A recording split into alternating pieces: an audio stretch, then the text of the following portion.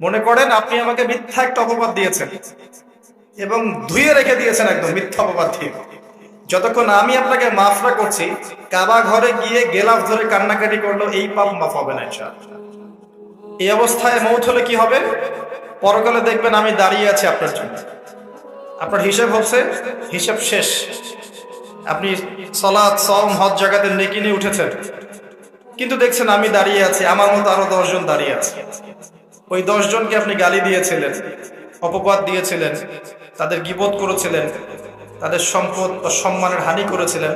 এখন কিয়ামতের মাঠে আপনার নেকি দিয়ে এই ঋণ শোধ করতে হবে, অন্য কোনো অপশন নাই। আর যদি নেকি শেষ হয়ে যায় তখন কি হবে? তখন আমার আমলনামা থেকে কিছু গুনাহ আপনাকে নিতে হবে। আল্লাহ পাক ন্যায় বিচারক। আল্লাহ পাক শুধু গফুর রহিম নন, আল্লাহ পাক শুধু পরম করুণাময় অসীম দয়ালুই নন, বরং তিনি হচ্ছেন ন্যায় বিচারক। ন্যায় বিচারক। একজন ধর্ষক যদি বলে যে আল্লাহ পাক তো গফুর রহিম, আল্লাহ আমাকে মাফ করে দিতে পারে, তাহলে যাকে ধর্ষণ করলো সে তার উপর জুলুম হবে না? আল্লাহ পাক যদি ধর্ষককে মাফ করে দেন, তাহলে যাকে ধর্ষণ করা হয়েছে ওর প্রতি জুলুম হবে না? কথা বুঝতে পারছেন না? মনে করেন আপনি নাউজুবিল্লাহ কারো সম্পদ আত্মসাৎ করেছেন, এখন আল্লাহ যদি আপনাকে মাফ করে দেন, তাহলে এই যে যার সম্পদ আপনি আত্মসাৎ করেছেন এর উপরে জুলুম করা হচ্ছে না? আল্লাহ পাককে জুলুম করবেন? এক জাররা পরিমাণ করবেন। কিয়ামতের মাঠে নেকি দিয়ে তার এই ঋণ শোধ করতে হবে, অথবা তার গোনা আপনার কাঁধে নিয়ে জাহান্নামের পথে যেতেও হতে পারে। আল্লাহ পাক হেফাজত। কাউকে অপবাদ দিয়েছে, কারো সম্মানহানি করেছি, কাউকে মিথ্যা অপবাদ দিয়েছি, কারো প্রতি হিংসা করেছি, বিদ্বেষ রেখেছি, কারো সম্পদ আত্মসাৎ করেছি, কারো জিনিস চুরি করেছি, ছিনতাই করেছি বা ডাকাতি করেছি, বা কারো সম্পদ আত্মসাৎ করে নিজের পেটে ভরেছি, প্রতিবেশীর জমি মেরে দিয়েছি, ওই দুই প্রতিবেশী চাষের জমি জোর করে জবরদখল করেছি। এক কথায় মানুষের সম্মান, জান মালের সাথে জড়িত যে পাপ, এই পাপ আল্লাহর কাছে মাফ হবে না। তাকওয়া কি জিনিস? আল্লাহ ভীতি। নবী সাল্লাল্লাহু আলাইহি ওয়াসাল্লাম বলছেন, আত-তাকওয়া হাহুনা। তাকওয়া হচ্ছে কলিজার মধ্যে, কলবের মধ্যে। আমার দাড়ি, টুপি, জুব্বা, পাগড়ি থাকতে পারে, কিন্তু আমার কলবে কতটুকু তাকওয়া আছে এটা আল্লাহ ছাড়া কেউ জানে না।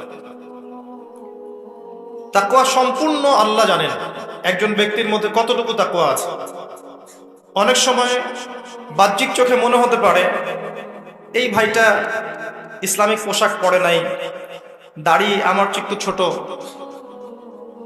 চলাফেরা কেমন জানি, সুন্নতি পোশাক নাই, ওঠা বসা চলাফেরা কেমন মনে হচ্ছে। কিন্তু কে জানে যে তার মনের মধ্যে এমন তাকওয়া থাকতে পারে যার কারণে সে আমার চেয়ে বেশি সম্মানিত হতে পারে না? আবার অনেক সময় মনে হতে পারে যে আমি এইসব চেয়ারে বসে আছি, বড় বড় ওয়াজ করছি, নসিহত করছি, অনেক বড় বড় কথা বলছি, কোরআন এবং সুন্নাহর, সামাজিক কথা বলছি, পলিটিক্যাল কথা বলছি, কোরআন সুন্নাহ থেকে কথা বলছি, দেখে মনে হচ্ছে আমার পুরো দেহটা তাকওয়ায় ভরপুর। এমন হতেও পারে যে আমার চেয়ে আপনার তাকওয়া বেশি আছে। কে জানে এটা? শুধু আল্লাহ জানেন। এবং এই তাকওয়াই হচ্ছে আল্লাহর কাছে সম্মান পাওয়ার একমাত্র মানদণ্ড। তাই এখানে একটা নসিহত হচ্ছে, আল্লাহর কাছে নিরপরাধ থাকার চেষ্টা করেন, মানুষের কাছে না।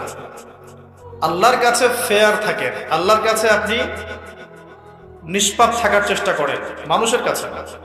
আল্লাহর কাছে ভালো হন, দেখবেন আল্লাহ রাব্বুল আলামিন মানুষের মনের মধ্যে আপনার জন্য ভালোবাসা সৃষ্টি করে দিবেন। মানুষের কাছে নয়, লোক দেখানো বিষয় নয়। লোক দেখানো বিষয়টাকে রিয়া বলা হয়, এটা একটা গোপন শিরক। তাকওয়াই একমাত্র মানদণ্ড যা আল্লাহর কাছে সম্মানের মানদণ্ড হিসেবে গৃহীত। বংশ, ভাষা, দেশ বা জাতি বা বর্ণ, রক্ত, এগুলো তাকওয়ার মানদণ্ড নয়। এগুলো আল্লাহর কাছে সম্মানের মানদণ্ড নয়। এটা আগে ভালো করে আমাদেরকে বুঝতে হবে। আর সেই ব্যক্তি মুত্তাকি নিঃসন্দেহে, যে আল্লাহকে ভয় করে, আল্লাহর আদেশগুলোকে মেনে চলে, আল্লাহর নিষেধগুলোকে বর্জন করে, নবী সাল্লাল্লাহু আলাইহি ওয়াসাল্লামের তরিকা মতো চলে, কোরআন এবং সুন্নাহর আলোকে জীবন গড়ে, ইনশাআল্লাহ আমরা বলতে পারি এই ব্যক্তি মুত্তাকি। তারপরেও এই ব্যক্তি চূড়ান্তভাবে জান্নাতে যাবে কি যাবে না, এই কথা আল্লাহ ছাড়া কেউ বলতে পারেন? আসেন, উমর রাদিয়াল্লাহু আনহু একজন সাহাবীকে বলছেন, আপনি কি আমাকে বলতে পারেন তাকওয়া কাকে বলে? ওমর রাদিয়াল্লাহু আনহুকে বলা হচ্ছে, হে আমিরুল মুমিনিন, আপনি কি কখনো কাটা বিছানো পথে হেঁটেছেন? ওমর রাদিয়াল্লাহু আনহু বলছেন, হ্যাঁ হেঁটেছে। কিভাবে হেঁটেছে? আমরা সতর্কতার সাথে পা ফেলেছি। ওই সাহাবী বলছেন, এটাই হচ্ছে তাকওয়ার উদাহরণ।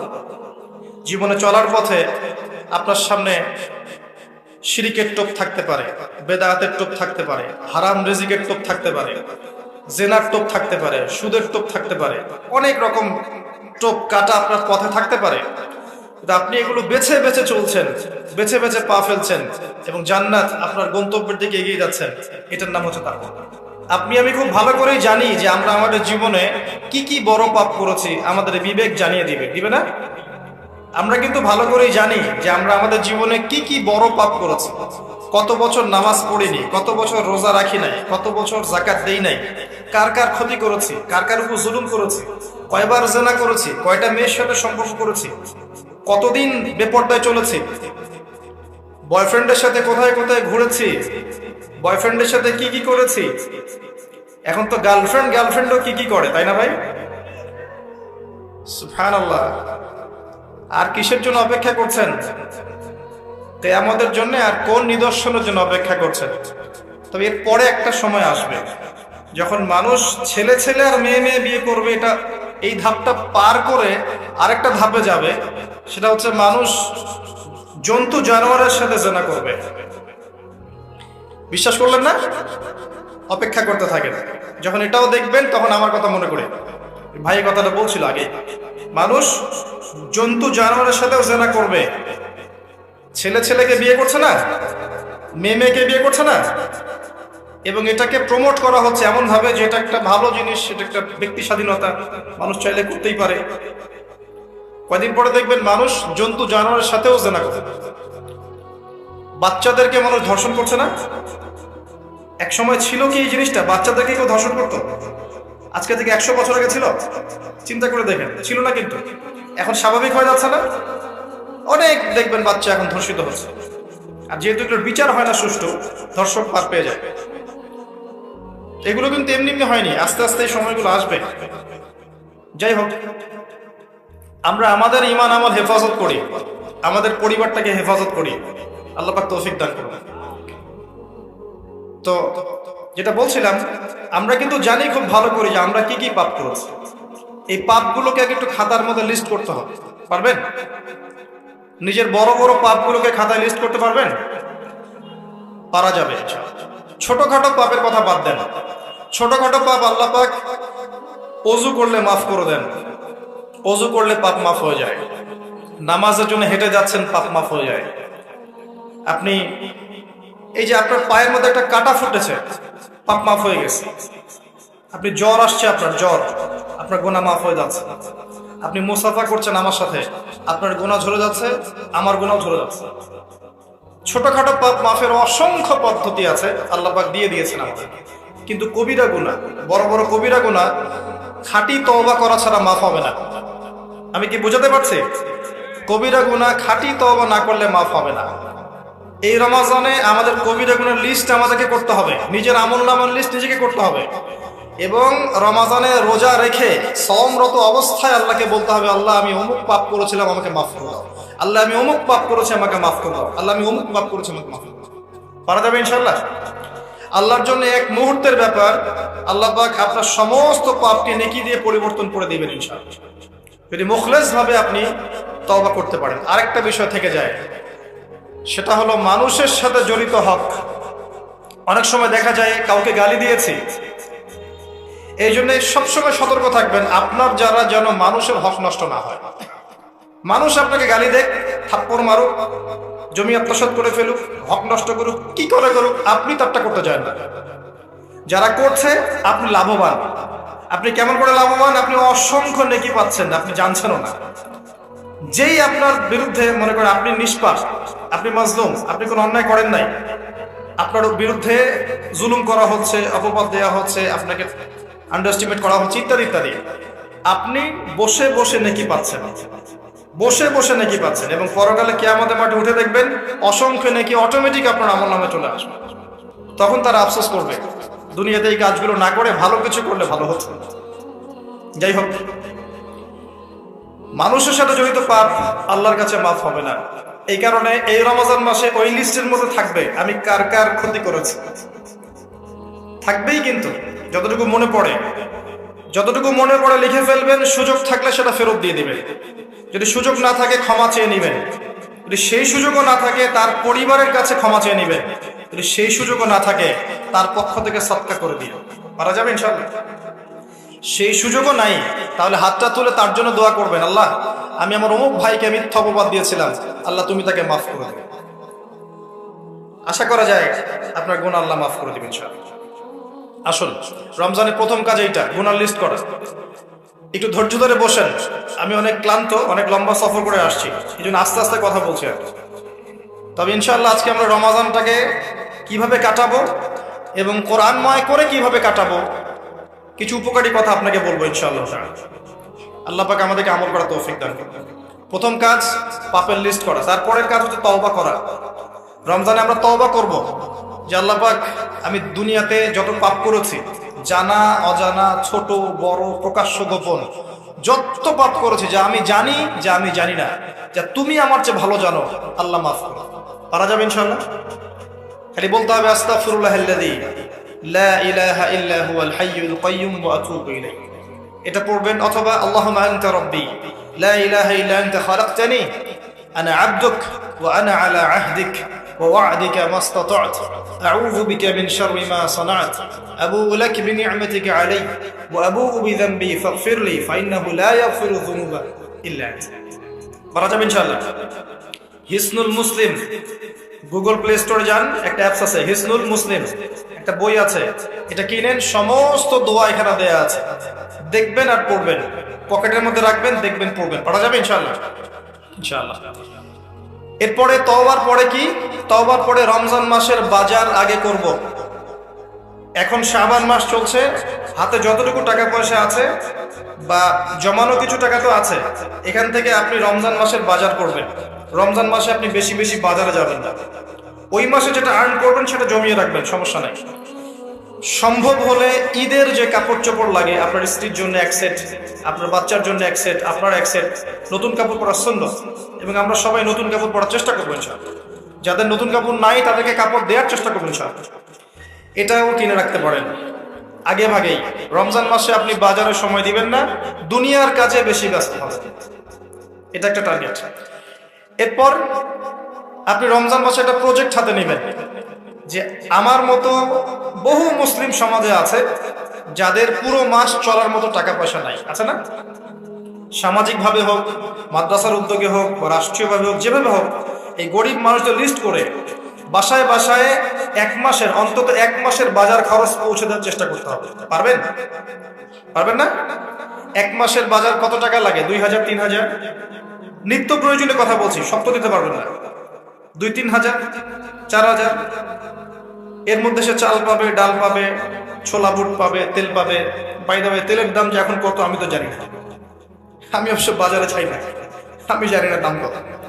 তবে একটা ফেসবুক স্ক্রল করতে গিয়ে একটা ভিডিও আসলো, দেখলাম যে দেখে খুব হাসি বের হলো আর কি। যে বাড়ির গিন্নি সে কড়াই ধরে আছে, আর বাড়ির কর্তা ওই তেলের বোতলটাকে তালা দিয়ে লক করে রেখেছে। তো গিন্নি এসে বলছে আজকে রান্না করবো, তেল দাও। সে উঠলো, উঠে লক খুললো, লক খুলে যে কৌটাটা আছে, যে কৌটার মুখটাতে এক কর্ক তেল ঢেলে এই আপনার কড়াইতে দিল, যে এটা দিয়ে আজকে চালাও। তো আল্লাহ পাক আমাদের এক শ্রেণীর অসৎ ব্যবসায়ীদেরকে হেদায়েত করুক, যারা কৃত্রিম সংকট তৈরি করে জিনিসপত্রের দাম বাড়ায়। আল্লাহ পাক এদেরকে হেদায়েত করুক, কঠিন শাস্তির আওতায় আনা উচিত। যদি এটা ওমর রাদিয়াল্লাহু আনহুর শাসন হতো, দেখতেন শাস্তি কাকে বলে, প্রকাশ্যে শাস্তি যেত তারা। যদি এটা ওমর রাদিয়াল্লাহু আনহুর যুগ হতো, তাহলে দেখতেন শাস্তি কাকে বলে। উমর ইবনুল খাত্তাব রাদিয়াল্লাহু আনহুর একজন ছেলে একটা অন্যায় করেছিল, সম্ভবত তিনি মদ পান করেছিলেন, সম্ভবত। কাজী দোররা দিচ্ছে 80 বেত্রাঘাত, দোররা আস্তে আস্তে দিয়েছে। আমিরুল মুমিনিনের ছেলে, জোরে মারা যাবে না। ওমর রাদিয়াল্লাহু আনহু নিজে উঠে গিয়ে সেই দোররা হাতে নিয়ে নিজে পিটানো শুরু করলেন। দৌড়া মারা শেষ হওয়ার আগেই ছেলে ডেড, স্পট ডেড। কথা কি বুঝতে পারছেন? এবার ছেলেকে দাফন করলেন, দাফন করে বাকি দৌড়া যে কয়টা বাকি ছিল, এই বাকি দৌড়াগুলো তার কবরের উপরে মারছে। মারার পরে আল্লাহকে বলছে, আল্লাহ আমাকে মাফ করে দিও, হয়তো আমি ন্যায় বিচার করতে পারলাম না। আমি কি বুঝাতে পারছি ভাই? এটা তার শাসন। এরকম শাসন আবার আসবে ইনশাআল্লাহ। মনে করবেন না যে আসবে না। যা দেখছেন সবকিছু থাকবে না, এগুলোর কিছুই থাকবে না। যেটা বলছি, বাজার করে ফেলে এবং প্রজেক্ট নেবেন। যারা দরিদ্র দুস্থ, এদের পরিবারে আমরা পার পরিবার একটা করে প্যাকেজ পাঠিয়ে দেব, যেখানে নিত্য প্রয়োজনীয় দ্রব্য থাকবে। তারাও যেন রমজান মাসে খেয়ে পরে বাঁচতে পারে। পারা যাবে ইনশাআল্লাহ। চেষ্টা করেন, আল্লাহ পাক আপনার রিজিকে বরকত দিবে ইনশাআল্লাহ। একটা হাদিসে আছে, বান্দা যতক্ষণ অন্য ভাইয়ের সাহায্যে থাকে, আল্লাহ ততক্ষণ ওই বান্দার সাহায্যে থাকে। আর একজন মুসলিম ভাইয়ের প্রয়োজন পূরণ করতে যাওয়া, খালি হেঁটে হেঁটে যাওয়া, এটা মসজিদে নববীতে বসে 12 বছর ইতিকাফ করার চেয়ে বেশি নেকির কাজ। এগুলো আমরা হয়তো বুঝি না, মনে করি তার সাথে যাব, আমার তো সময় নষ্ট হচ্ছে। আপনি 12 বছর ইতিকাফের নেকি পাচ্ছেন, তাও যে কোনো মসজিদে না, নববী মসজিদ। রমজানে আর কি করবেন?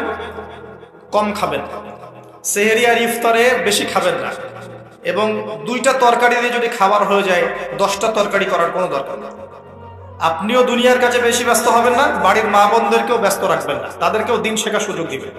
রমজান মাসে তারা অল্প রান্না করবে, একবার রান্না করবে, 3 বেলা খেয়ে নেবেন গরম করে।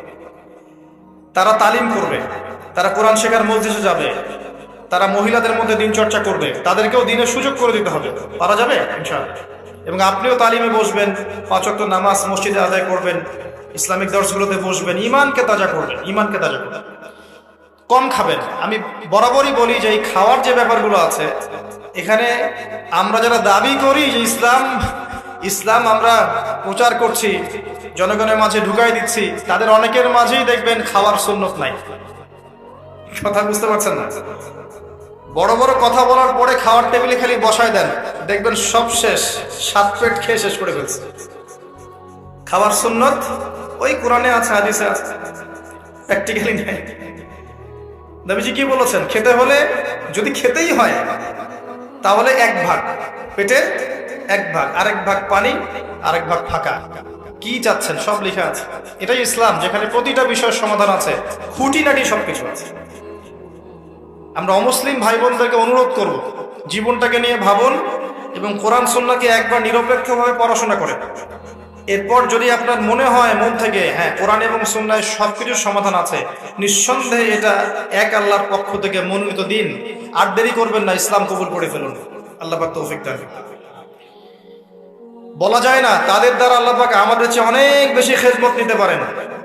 আল্লাহ পাক এটা বলেছেন, ওয়া ইন তাতাওয়াল্লাউ, হে মুসলিমরা, তোমরা যদি মুখ ফিরিয়ে নাও, আল্লাহর দায়িত্ব পালন না করো, আমানতের খেয়ানত করো, ইস্তাবদিল কওমান গায়রাকুম, আল্লাহ পাক অন্য কওমকে তোমাদের জায়গায় নিয়ে আসবেন, সুম্মা লা ইয়াকুনু আমসালাকুম, তারা তোমাদের মতো অপদার্থ হবে। আসুন, রমজান একটু কম খাওয়ার অভ্যাস করে, সেহরিতে কম, ইফতারেও কম। এমন ভাবে খাবেন না যে মনে হচ্ছে এটা আপনার জীবনের শেষ খাওয়া, এইভাবে খাবেন। এবার সম রেখেছেন, সম রাখা অবস্থায় 5 ওয়াক্ত নামাজ জামাতে পড়তে হবে, প্রথম টার্গেট। করা যাবে ইনশাআল্লাহ? 5 ওয়াক্ত নামাজ জামাতে পড়বো। সরকার বাধা দিবে? প্রশাসন বাধা দিবে? আপনার পরাশক্তির আপনাকে বোম মারবে? কিচ্ছু হবে না। আপনি আপনার দিন পালন করবেন। লাকুম দীনুকুম ওয়ালিয়া দিন, তোমাদের দিন তোমাদের, আমার দিন আমার। আপনি 5 ওয়াক্ত সালাত মসজিদে পড়ার চেষ্টা করবেন ইনশাআল্লাহ তাআলা। আর নামাজ পড়বেন রাসূল সাল্লাল্লাহু আলাইহি ওয়াসাল্লামের তরিকা মোতাবেক, তাড়াহুড়া করে 3G 4G নামাজ, রিল্যাক্সে নামাজ। ঠিক আছে ইনশাআল্লাহ? আসেন, রোজা রেখে আর কি করবেন? বেশি থেকে বেশি আল্লাহর জিকির করবেন। সুবহানাল্লাহ, আলহামদুলিল্লাহ, লা ইলাহা ইল্লাল্লাহ, আল্লাহু আকবার, সুবহানাল্লাহি ওয়া বিহামদিহি, সুবহানাল্লাহিল আযীম, লা ইলাহা ইল্লাল্লাহ ওয়াহদাহু লা শারীকা লাহ, লাহুল মুলকু ওয়া লাহুল হামদু ওয়া হুয়া আলা কুল্লি শাইইন কাদির, লা হাওলা ওয়া লা কুওয়াতা ইল্লা বিল্লাহ ইত্যাদি। যত জিকির আছে বেশি থেকে বেশি করবেন। মানুষের সাথে কথা কম বলবেন। অহেতুক চায়ের দোকানে আড্ডা পিটাবেন না, অহেতুক পাবজি নিয়ে পড়ে থাকবেন না, অহেতুক ফেসবুকে স্ক্রল করে সময় নষ্ট করবেন না, অহেতুক ইউটিউবে পড়ে থাকবেন না। আপনি জিকিরে সময় দিবেন, জায়নামাজে বসে থাকবেন, জিকিরে সময় দিবেন। আল্লাহ পাক তৌফিক দান করুন। এবং বেশি থেকে বেশি দোয়া করবেন আল্লাহর কাছে রমজান মাসে। দোয়া আপনার নিজের জন্য, আপনার মা বাবার জন্য, আপনার মৃত আত্মীয় স্বজনের জন্য, আপনার ফিউচারের জন্য, আপনার সন্তানদের জন্য, আপনার দেশের জন্য, আপনার জনগণের জন্য, মুসলিম উম্মার জন্য, সবার জন্য কি করবেন? দোয়া করবেন। দোয়ায় কার্পণ্য করবেন না। আপনি যখন অন্য কোনো মুসলিম ভাইয়ের জন্য দোয়া করছেন, তখন আপনার মাথার কাছে একজন ফেরেশতা থাকবেন, যিনি বলবেন যে তোমার জন্যও তাই হোক, তোমার জন্যও তাই হোক। দোয়া করলে লাভ, আপনার ক্ষতি নাই। আর দোয়া করার উপযুক্ত সময়গুলো খুঁজে খুঁজে বের করবেন। যেমন রোজা রাখা অবস্থায় দোয়া করলে দোয়া কবুল হয়। 2 ইকামতের মাঝখানে, মানে আজান এবং ইকামত এর মাঝখানে দোয়া করলে দোয়া কবুল হয়। নামাজের, ফরজ নামাজের পরে দোয়া করলে দোয়া কবুল হয়। সালাম ফিরানোর আগেও দোয়া করলে দোয়া কবুল হয়, দোয়া মাসুরার পরে। এরপরে সেজদারত অবস্থায় দোয়া করলে দোয়া বেশি কবুল হয়। শেষ রাতে দোয়া করলে দোয়া কবুল হয়। বৃষ্টি পড়ছে, এই সময় দোয়া করলে দোয়া কবুল হয়। একটু দান সদকা করেছেন, ভালো কাজ করেছেন, এখন হাত তুলে দোয়া করেন, দোয়া কবুল হয়। ওযু করেছেন, এখন হাত তুলে দোয়া করেন, দোয়া কবুল হয়। অনেক জায়গা আছে দোয়া কবুলের, খুঁজে খুঁজে বের করে দোয়া করুন। দোয়া চাইতে হবে কেন? নিজের দোয়া নিজে করুন। দোয়া চাওয়া ভালো কাজ, এটা কোনো খারাপ কিছু না, কিন্তু নিজের দোয়া নিজে করতে শেখেন। আপনার যা প্রয়োজন আমি কি বুঝতে পারবো? আপনি যদি বলেন ভাই দোয়া করেন, বলতে পারি বারাকাল্লাহ ফিক, কিন্তু আপনার কি কি দরকার, আপনার মূল চাহিদা কি কি, আপনাকে নিজের ভাষা আল্লাহর কাছে বলতে হবে। যদি আপনি কোনো মতে আরবিও না জানেন, আরবির কিছুই জানেন না, আমি বলবো আপনি প্রয়োজনে বাংলাতেই আল্লাহর কাছে দোয়া করেন। আল্লাহ পাক সব ভাষা বুঝবেন ইনশাআল্লাহ। আল্লাহ পাক কি সব ভাষা বুঝবেন না? ইনশাআল্লাহ। বেশি বেশি দোয়া করবেন। রমজান মাসে আরেকটা কাজ করবেন, যাকাত। আপনাদের যাকাত যেটা আছে নিসাব পরিমাণ যাকাত লিস্ট করে ফেলবেন, হিসাব করবেন, রমজান মাসে যাকাত দিয়ে দিবেন। যাকাত আটকে রাখবেন না। যদি যাকাত কেউ অস্বীকার করে, সে আর মুসলিম থাকে না, সে কাফের হয়ে যায়। এটা মনে রাখবেন। যাকাত অস্বীকার করার কোনো সুযোগ নেই। আর অলসতা করে যদি না দেন, এই যাকাত কিয়ামতের মাঠে আল্লাহ পাক এগুলোকে সোনার রূপে পরিণত করবেন, করে গলাবেন, গলিয়ে কপালে, গালে আর পিঠে লেপটে দিবেন, বলেন নাউযুবিল্লাহ।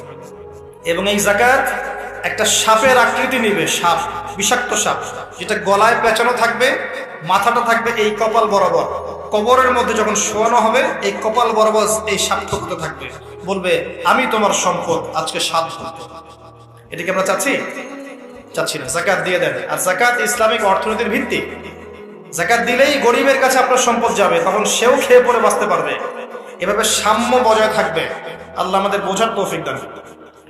রমজান মাসে একটা কাজ করবেন, সেটা হলো পরিবারকে সময় দিবেন, পরিবারকে টাইম দিবেন। পরিবারের মধ্যে ইসলামিক সংস্কৃতি গড়ে তুলবেন। একসাথে সেহরি করবেন, একসাথে সাহরি করার পরে একসাথে ইফতার করবেন, একসাথে তালিম করবেন, ইসলামিক কোনো মুভিজ একসাথে দেখলেন, ইসলামিক কোনো লেকচার একসাথে শুনলেন। মানে ইসলামকে এনজয় করবেন পরিবারকে নিয়ে, সাথে করে নিয়ে। বাচ্চা কাচ্চারা দেখবে ছোটবেলায় আমরা বাবাদের সাথে এটা করেছিলাম, ওইটা করেছিলাম। ইফতার বানাচ্ছেন বাসায়, বাচ্চাদেরকে ইনভলভ করবেন, বাচ্চাদেরকে রোজা রাখতে উৎসাহিত করবেন, ওদেরকে নবীদের গল্প শোনাবেন, ইসলামিক কালচারে বড় করবেন। দেখবেন পরিবারের মধ্যে শান্তি ও রহমত নেমে আসবেন। পারা যাবে ইনশাআল্লাহ।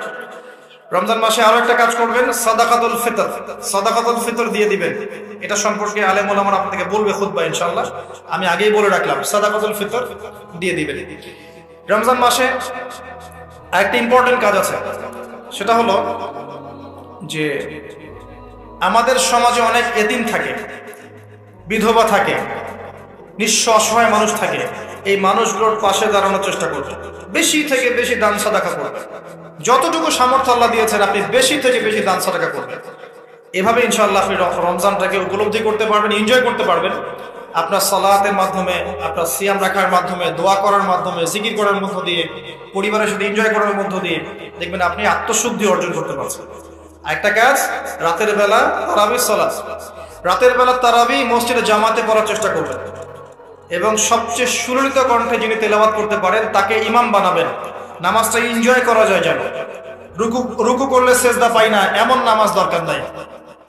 আমার কথা মন খারাপ করছেন? রুকু করলে সেজদা পাই না এমন নামাজের দরকার নাই। ধীর স্থির ভাবে নামাজ পড়েন, মধ্যম পন্থায় নামাজ পড়েন, সুললিত কণ্ঠে তেলাওয়াত করেন। মক্কার তারাবি দেখেন, মদিনার তারাবি দেখেন, অনেক সুন্দর তারাবি। রাকাত সংখ্যা নিয়ে ঝগড়া করেন না। সামনে একটা ঝগড়া আসবে, 20 রাকাত না 8 রাকাত, তারপরে আবার ঝগড়া আসবে ঈদের তাকবীর কতটা, আর ঝগড়ার তো শেষ নাই। আস্তে আস্তে আস্তে আস্তে ইসলামের বিরোধী শক্তি যারা, তারা বিশ্বের নেতৃত্বে দেওয়ার আসনে চলে গেছে, আর আমরা আপোষে এই মারামারি কাটাকাটি ঝগড়া নিয়ে পড়ে আছি। বিশ্বাস করছেন? এই হচ্ছে বাস্তবতা। কে কার গীবত করবে, কে কাকে অপবাদ দিবে, কে কার উন্নতি দেখে টেনে নামাবে, কে কাকে হিংসা করবে, কোন দলকে কাদা ছড়াছড়ি করবে, কোন আলেমকে, কোন বক্তাকে, এগুলো চলছে সমাজে। আর ইখতিলাফি মাসআলাগুলোকে নিয়ে আমরা এতটা সময় নষ্ট করেছি, এই সময়ে ইসরায়েল 70 বছর এগিয়ে গেছে। কথা বুঝতে পারেন না মনে হয়। সামনে দেখেন কি হয়, সামনে সে বিশ্বকে নেতৃত্ব দিবে, দেখে নিয়ে। ও মুসলিমদের নাকের ডগার উপর বসে সারা বিশ্বকে নেতৃত্ব দিবে, মুসলিমরা কিচ্ছু করতে পারবে না যতক্ষণ না ইমাম মাহদী আসছে তার আগ পর্যন্ত। ইল্লা মাশাআল্লাহ, ইল্লা মাশাআল্লাহ। যদি আল্লাহ পাক কিছু বান্দাকে খাস করে নেন সেটা আলাদা বিষয়। মানে এখনো এই পৃথিবীতে এমন কিছু বান্দা আছে যারা কশ্চিন কালেও জালেমের সামনে মাথা নত করবে না, যারা হকের উপর থাকবে, যারা ইসলামের বিরোধী শক্তিকে ছাড় দিবে না, এমন বান্দাও পৃথিবীতে আছে। তাদের কথা ভিন্ন। বেশিরভাগ মুসলিমই লাহুম কুলুবুন লা ইয়াফকাহুনা বিহা, এরকম পর্যায়ে পড়ছে। হৃদয় আছে উপলব্ধি করে না, চোখ আছে দেখে না, কান আছে শোনে না। এগুলোর ইখতিলাফ বাদ দিয়ে আপনি স্থিরভাবে নামাজের রাকাত সংখ্যা না, আপনি কোয়ালিটি বাড়াবেন। নামাজটা কত সুন্দর হচ্ছে, এটা ফ্যাক্ট। এবং তারাবির নামাজটাকে এনজয় করেন। খতম হবে কোরআন, আমরা কোরআনকে এনজয় করবো ইনশাআল্লাহ। এরপরেও শেষ রাত্রে আপনি চেষ্টা করেন নিজে ওঠার জন্য পরিবারের লোকজনকে ওঠানো, আসো 2 রাকাত নামাজ পড়ে, আসো 4 রাকাত নামাজ পড়ে। সেহরি করার 1 ঘন্টা আগে ওঠা যাবে না? সেহরি করার 1 ঘন্টা আগে উঠলেই কিন্তু আমি মিনিমাম 5-6 রাকাত, 8 রাকাত, 10 রাকাত নামাজ পড়তে পারবো। 2 রাকাত তো পারবো কমসে কম। 2 রাকাত পড়ে একটু তাসবিহ তাহলিল করে, একটু কোরআন তেলাওয়াত করে আল্লাহর কাছে হাত তুলে দোয়া করা যাবে না? ওই সময় আল্লাহ পাক প্রথম আসমানে নেমে আসেন, সুবহানাল্লাহ। এসে বলেন, কে আমাকে ডাকবে, আমি তার ডাকে সাড়া দিব। কে আছে আমার কাছে কিছু চাইবে, আমি তোমার চাওয়া পূরণ করব। কে আছো আমার কাছে ক্ষমা চাইবে, আমি তোমাকে ক্ষমা করব। আল্লাহ পাক ফজর পর্যন্ত এটা বলতে থাকে। রমাদানের আর 2টা কাজ। এক হচ্ছে লাইলাতুল কদর তালাশ করবে। আর লাইলাতুল কদর তালাশ করতে হলে শেষ দশকটা ইতিকাফ করার চেষ্টা করবে। ইতিকাফ করতে পারলে আপনি লাইলাতুল কদর পেয়ে যাবেন ইনশাআল্লাহ। স্পেসিফিকলি বলা নাই 27 রমজানই লাইলাতুল কদর হবে, স্পেসিফিকলি বলার সুযোগ নাই, মিস হতে পারে। নবীজি বলেছেন শেষ দশকের বেজোড় রাত 21, 23, 25, 27, 29 যে কোনো একটা রাত লাইলাতুল কদর হবে। এক রাত ইবাদত করবেন, সারা হাজার মাস ইবাদত করার নেকি পেয়ে যাবেন ইনশাআল্লাহ তাআলা। এই রাতে দোয়া করলে দোয়া কবুল হয়ে যায়। আল্লাহ পাক আমাদেরকে লাইলাতুল কদর পাওয়ার তৌফিক দান করুন, ইতিকাফ করার তৌফিক দান করুন। আরেকটা কাজ যেখান থেকে আমি আসবো, কোরআনময় রমাদানে, রমজান মাসে সবচেয়ে বড় যে কাজটা, এটা দিয়ে শেষ করছি, শোনেন, এখানে একটু সময় নিব, আমি একটু ধৈর্য ধরেন। রমজান মাসের সবচেয়ে বড় কাজ, এবং রমজান মাস যে কারণে মহামান্বিত বা মহিমান্বিত, শব্দটা হয়তো আমি ভুল বলেছি, তো সেটা হচ্ছে আল কোরআনুল কারীম। রমজান মাস সেই মাস যেই মাসে কোরআন নাজিল করা হয়েছে। কি কারণে রমজান মাসে এত ফজিলতময়? প্রশ্নটা কি একটা যৌক্তিক প্রশ্ন না? শাবান মাসে কেন এত কিছু নয়? রজব মাসে নয় কেন? রমজান মাসেই কেন? উত্তর একটা উত্তর, যে শাহরু রমাদানাল্লাযী উনজিলা ফীহিল কুরআন। রমজান সেই মাস যেই মাসে আমি কোরআন নাজিল করেছি। কি জন্য নাজিল করেছেন আল্লাহ পাক? হুদাল লিন্নাস, এটা মানব জাতির জন্য হেদায়েত, ওয়া বাইয়িনাতিন মিনাল হুদা, এবং এটা সুস্পষ্ট একটা প্রমাণ, ওয়াল ফুরকান, এবং সত্য মিথ্যার মানদণ্ড, ইলা আখিরিল আয়াত। সূরা কদরে আল্লাহ বলেন ইন্না আনজালনাহু ফি লাইলাতুল কদর, আমি লাইলাতুল কদরে কোরআন নাজিল করেছি। আর কদর কোন মাসে? শাবানে না রজবে না রমজানে? তাহলে রমজান মাসে কোরআন নাজিল হয়েছে, প্রমাণ হলো। রমজান মাসে আল্লাহ পাক কোরআন নাজিল করেছেন কোথায়? এবার আপনাকে দেখাচ্ছি। এই যে আইয়ামে জাহেলিয়াত, কোথায়?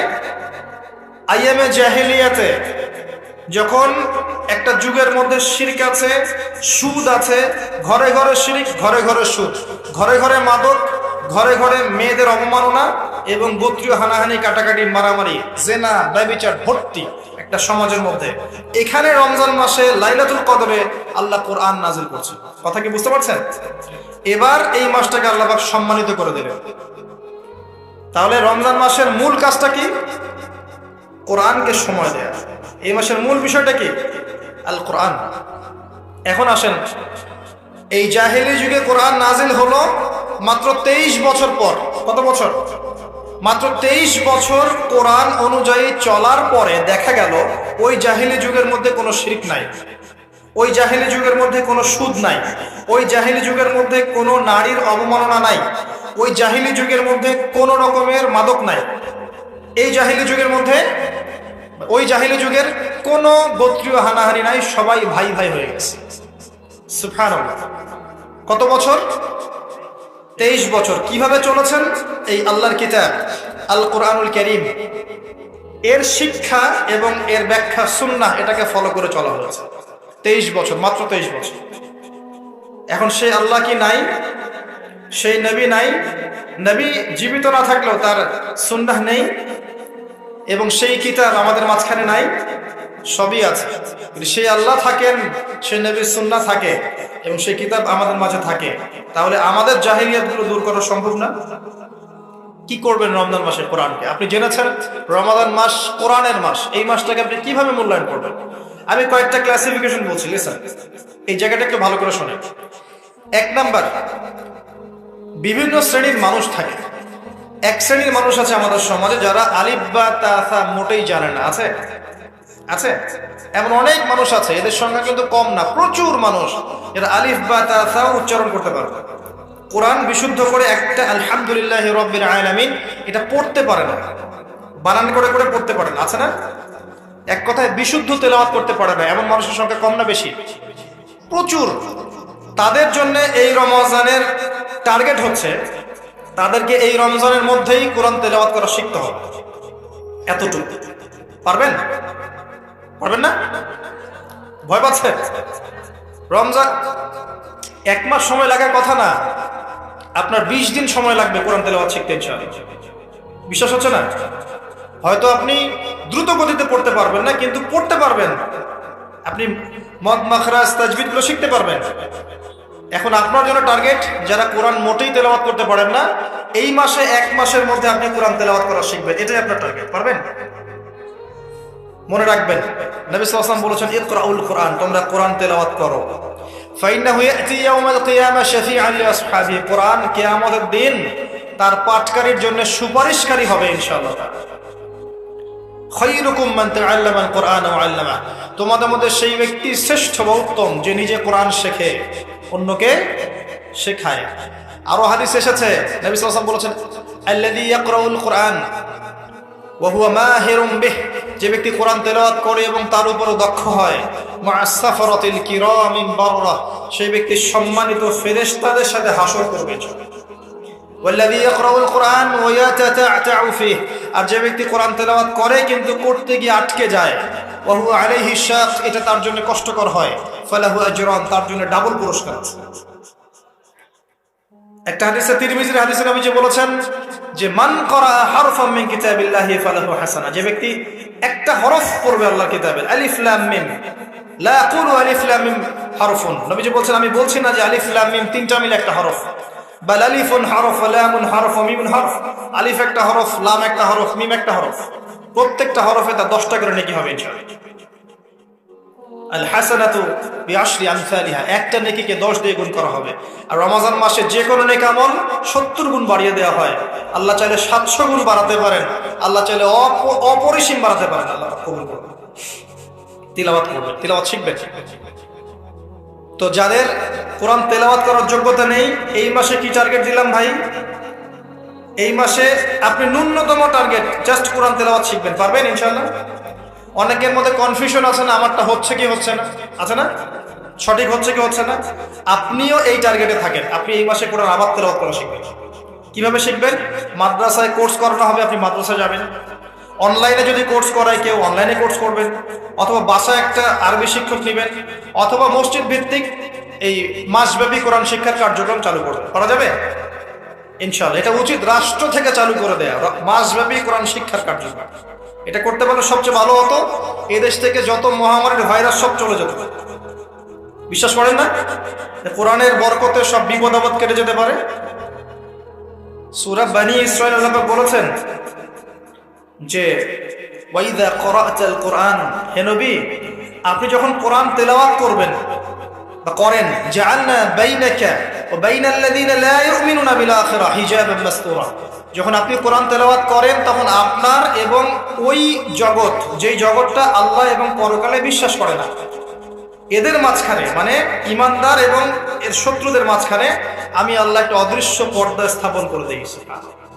ওই দিক থেকে কোনো ক্ষতি আপনাকে স্পর্শ করতে পারবে না। যাই হোক, এটা আপনাদের টার্গেট। 2 নাম্বার, দ্বিতীয় শ্রেণীর মানুষ যারা কোরআন মাশাআল্লাহ তেলাওয়াত করতে জানেন এবং আপনার কনফিডেন্স আছে। এখানে একটা কথা বলতে ভুলে গিয়েছিলাম যে আপনাকে শয়তান 3 ভাবে বিভ্রান্ত করতে পারে। একটা হচ্ছে শয়তান কিন্তু আপনাকে বোঝাতে পারে যে আপনি অনেক জানেন, আপনার জানার দরকার নাই, এটা শয়তান আপনাকে বোঝাতে পারে। 2 নাম্বার বোঝাতে পারে যে আপনার দ্বারা হবে না, আপনি পারবেন না। আমার কথাটা মনে রাখেন। 3 নাম্বার বোঝাতে পারে যে আমার অনেক সময় পড়ে আছে, পরে শিখে নেবে, এত তাড়াহুড়োর কি আছে। এই 3টা অস্ত্র শয়তানের বড় বড়। আরেকটা অস্ত্র আছে 4 নাম্বার, সেটা হলো শিখতে গিয়ে দেখবেন শয়তান ওয়াসওয়াসা দিবে, এই টিচার ভালো না, ওস্তাদ ভালো না। এটা একটা ওয়াসওয়াসা। উস্তাদের হাতে নিজেকে ছেড়ে দিতে হবে, তারপরে সে বুঝবে আপনাকে কোন পথে নিয়ে যেতে হবে। নবী মূসা আলাইহিস সালাম যখন এসেছিলেন খিদর আলাইহিস সালামের কাছে, হাল আত্তাবিউকা আন তুআল্লিমানি মিম্মা উল্লিমতা রুশদা, তিনি এসে বলেছেন, হে খিদর আমি কি আপনার সাথে থাকতে পারি এই শর্তে যে আল্লাহ আপনাকে যে জ্ঞান শিখিয়েছেন আমাকে শেখাবেন। তখন খিদর আলাইহিস সালাম বলছেন, ইন্নাকা লান তাস্তাতিআ মা'আ সাবরা, তুমি তো আমার সাথে ধৈর্য ধরতে পারবে না। ধৈর্য ধরে ওস্তাদের কাছে সুপর্দ করতে হয়, তারপরে জ্ঞান পাওয়া যাবে ইনশাআল্লাহ। এত অস্থির হলে হবে না। 2 নম্বর শ্রেণী যারা করতে পারেন তাদের জন্য নসিহত হচ্ছে, এই রমজান মাসে আপনার টার্গেট এই কিতাব আপনি একবার খতম করবেন, একবার অনলি। পারবেন? অনলি একবার। প্রত্যেক দিন আপনি 1 পারা করে পড়বেন, প্রত্যেক দিন 1 পারা, 30 দিন 30 পারা। সম্ভব? খুব কঠিন? পারা যাবে না? ইনশাআল্লাহ আল্লাহ পাক তৌফিক দান করুন। আবারও বলছি, কোরআন তেলাওয়াত করলে আপনি প্রত্যেক হরফে 10 নেকি পাবেন। আপনি এই কোরআন আপনার পক্ষে সুপারিশ করবে, আপনি সম্মানিত ফেরেশতার সাথে হাসর করবেন। ইন্নাল্লাহা ইয়ারফাউ বিহাযাল কিতাবি আকওয়ামান ওয়া ইয়াদাউ বিহিল আখারিন, বহু সম্প্রদায়কে আল্লাহ পাক এই কোরআনের মাধ্যমে সম্মানিত করেন, অনেককে অপদস্থ করেন। হাফেজে কোরআনদেরকে বলা হবে, ইকরা ওয়ারতাক, তোমরা পড়ো, উঠতে থাকো। ফাইন্না মানজিলাতাক, তোমার আসন হবে, মঞ্জিল হবে, ইলা আখিরি আয়াতিন তাকরাউহা, তুমি যেখানে তেলাওয়াত করা থামবে সেখানে জান্নাতে ওই উচ্চ আসনে তোমাকে বসানো হবে। কেউ যদি 500টা আয়াত পড়ে 500 তলা বাড়ি দেওয়া হবে জান্নাতে। কেউ যদি 1000 আয়াত পড়তে পারে 1000 তলা বাড়ি দেওয়া হবে জান্নাতে ইনশাআল্লাহ তাআলা। জি, শেষ করছি আমরা একটু। আর কিছু নেকি আছে, যেমন আপনি যদি সূরা বাকারা পড়েন আপনার ঘরের মধ্যে শয়তান আসবে না ইনশাআল্লাহ, আপনার জীবনে বরকত হবে। আপনি আয়াতুল কুরসি পড়েন প্রত্যেক ফরজ নামাজের পরে, আপনার মৃত্যু ছাড়া জান্নাতে যাওয়ার কোনো বাধা নাই। সূরা মুলক পড়েন রাতের বেলা, এটা আপনাকে কবরের আযাব থেকে বাঁচাবে। সূরা কাহফ পড়েন প্রথম 10 আয়াত শেষ 10 আয়াত, ফিতনা থেকে বাঁচাবে ইনশাআল্লাহ। সূরা ইয়াসিন পড়েন, আপনার হাজত পূর্ণ হয়ে যেতে পারে ইনশাআল্লাহ তাআলা। আপনি সূরা বাকারার শেষের আয়াতগুলো পড়েন 3টা আয়াত, সারা রাত নফল নামাজের নেকি পাবেন। অনেক ফজিলত, এটা বলে শেষ করতে পারবো না, আমি গুটিয়ে নিচ্ছি। যারা কোরআন তেলাওয়াত করতে পারেন তাদের জন্য কোরআনময় রমাদান হচ্ছে, আপনারা কোরআন 1 পারা করে পার ডে পড়বেন, একবার খতম দিবেন। পারা যাবে? আল্লাহ পাক তৌফিক দান করুন। 3 নম্বর, তারা যারা হাফেজে কোরআন তাদের টাস্ক হচ্ছে এই কোরআন রমজান মাসে পুরোটা আবার হিফসের চর্চা করবেন। অনেক সময় ইয়াদদাশত কমে যায় না, অনেক আয়াত আমরা ভুলে যাই না। হাফেজদের প্রতি নসিহত হচ্ছে এই মাসে আপনি পুরো কোরআনটাকে আবার রিগেইন করবেন, রিভাইজ করবেন, চর্চা করবেন, আবার আগের জায়গায় ফিরিয়ে নিয়ে আসবেন। পারবেন ইনশাআল্লাহ? আল্লাহ তৌফিক দান করুন। এবং সম্ভব হলে তারাবির নামাজ পড়ান। যারা তারাবির নামাজ পড়ায় তারা সৌভাগ্যবান, তারা পুরো কোরআনটা হিফজ করার সুযোগটা পেয়ে যায়। আল্লাহ পাক তাদেরকে তৌফিক দান করুন। এখানে একটা কথা বলবো আমি 1 মিনিটে, যে ইমাম, খতিব, মুয়াজ্জিন যারা আছেন তাদের ভালো ভাতার ব্যবস্থা করবেন, তাদের পরিবারের ভরণ পোষণের জন্য ভালো অঙ্কের ভাতার ব্যবস্থা করবেন। সবকিছুর দাম বাড়বে, তাদের ভাতা বাড়বে না, এটা হতে পারে না।